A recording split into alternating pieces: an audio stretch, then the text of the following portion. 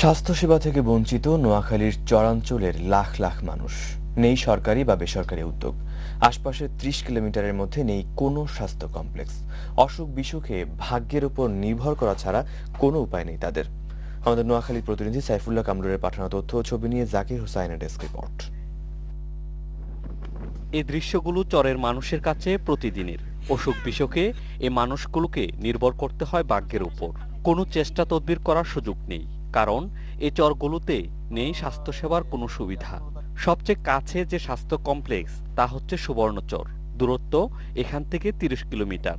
হাতিয়া উপজেলার এই কেরিনচর, নলের চর, বয়ার চর ও পাতার চর একই রকম অবহেলিত। জেলা বা উপজেলা শহর কোথাও যাওয়ার সুব্যবস্থা নেই। কোনো হাসপাতালও নাই। ও হাসপাতাল আছে মাঝদি আমি করে নিতাম কি করতাম।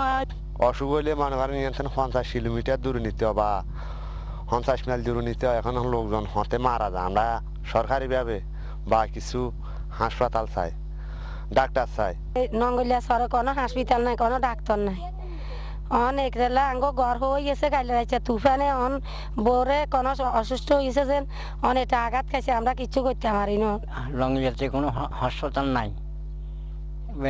অসুখ বিসুখ হলে মাঝদি নিতে মাঝদি রোগ যাইতে মারা যা।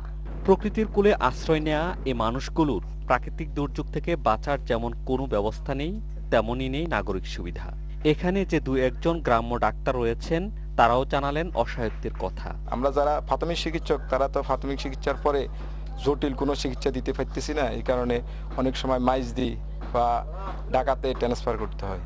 এখানে প্রতি বছর বিনা চিকিৎসা কলেরা, ডায়রিয়া, আপনার বিভিন্ন মহামারীতে প্রায় 200-250 লোক প্রতি বছর এই চরেই মারা যায়। চরে বসতি স্থাপনের 2 যুগ পরও তারা পায়নি স্বাস্থ্যসেবার ন্যূনতম সুযোগ। বিনা চিকিৎসায় মারা যাবে, এটাই যেন চরের মানুষের কাছে স্বাভাবিক হয়ে উঠেছে।